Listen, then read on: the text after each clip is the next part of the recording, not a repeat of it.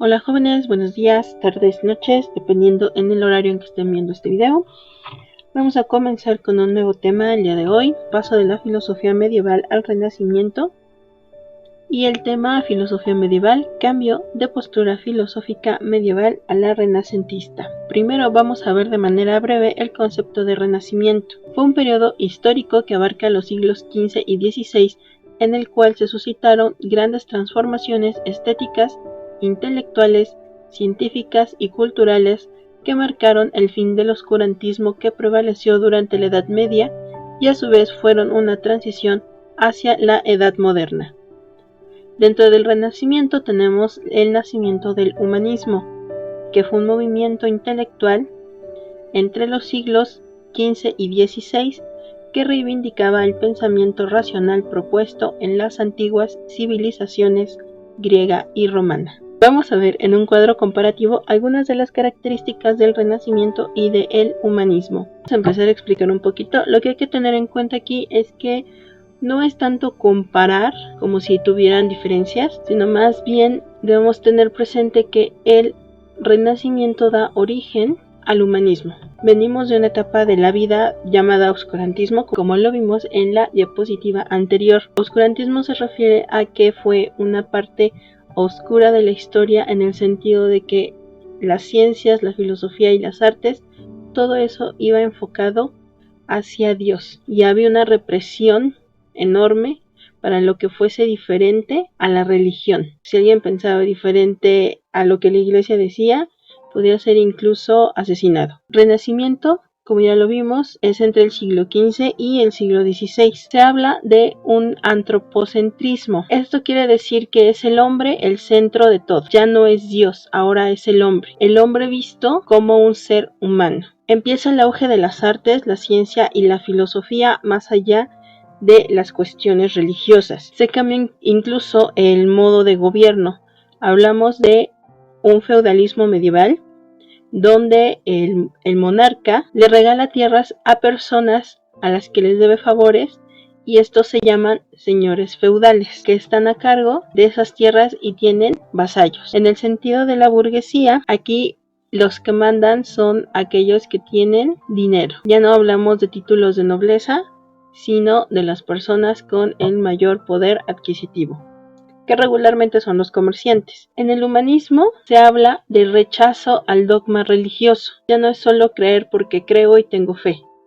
Ya lo religioso se queda atrás, precisamente porque muchas veces no toma en cuenta al ser humano. Se rescatan a los clásicos, en especial a los griegos antiguos, y se impulsa a las ciencias basadas en lo empírico. Tenemos algunos representantes tanto en sentido del Renacimiento general como del humanismo: a Leonardo da Vinci en la pintura, a Miguel Ángel Buonarroti en la pintura, pero también en la escultura, a Copérnico en la astronomía, a Bacon en el empirismo, Erasmo de Rotterdam en teología. De hecho, él criticaba la corrupción moral de la iglesia. Tenemos a Maquiavelo en la política, a Lutero en la religión, Dante en la literatura, junto con Petrarca, Tomás Moro y Boccaccio. Si bien el Renacimiento y el humanismo se pueden profundizar aún más, lo que necesito es que conozcan, digamos, que lo más conciso e importante de la información y no atiborrarlos de lecturas o de cosas que tal vez los confundan un poco. Aquí tenemos a los representantes un poquito más detallados. En el arte medieval, regularmente las pinturas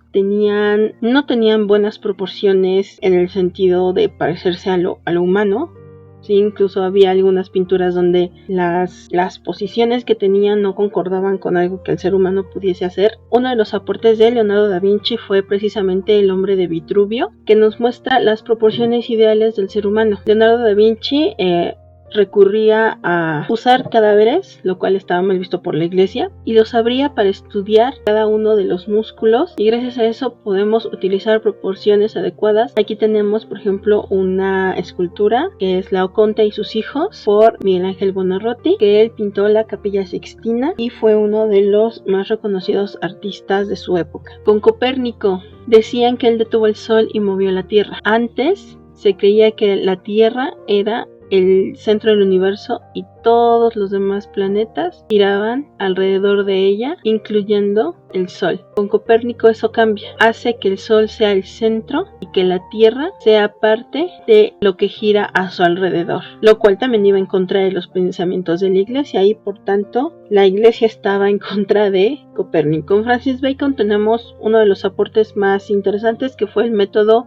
inductivo, y él nos dice que el conocimiento se sustenta en los sentidos, nace a partir de ellos. Y regresamos un poquito en la historia, por ejemplo con Parménides, él nos habla que los sentidos nos engañan. Sin embargo, ya en este aspecto, para Bacon el conocimiento nace a través de ellos, puesto que los sentidos son los que nos dan el primer contacto con nuestro alrededor. Erasmo de Rotterdam buscaba conseguir una religión que no tuviera dogmas de ceremonias y reglas, defendió una reforma interior, comprendía el cristianismo y le interesaba además la formación de un cristiano nuevo, alejado del formalismo impuesto por la tradición. Con Nicolás Maquiavelo en la política tenemos aquí una frase que es muy conocida: el fin justifica los medios, que aparece en su libro El Príncipe. ¿A qué se refiere esto? No importa lo que hagas, siempre y cuando logres lo que te propone. Si nos damos cuenta, esto puede llegar a ser nada ético, porque algunas personas escudan tras esta frase para conseguir lo que se proponen, aún pasando por encima de los demás. Con Dante Alighieri tenemos un libro que fue muy importante, se llama La Divina Comedia, que es el paso de Dante, que es el protagonista, por el cielo, el purgatorio y el infierno para llegar con su amada Beatriz. Es importante porque, pese a que aún contiene tintes religiosos, en su paso en el infierno, dependiendo de tus pecados en la tierra, es el círculo al que ingresarías, e incluso se podía distinguir algunas personalidades eclesiásticas. Petrarca propone el decorativismo gótico, el naturalismo de los clásicos, admirando su perfección técnica. Se esfuerza por reinterpretarla en la propia época, exaltando el valor del arte y el mérito del artista, por su poder creativo que se manifiesta en su libre actividad intelectual. Con él nace prácticamente la poesía lírica. Giovanni Boccaccio nos entrega el Decamerón, una colección de 100 cuentos que narran 7 damas y 3 jóvenes para protegerse de la epidemia de peste que asolaba Florencia en 1348.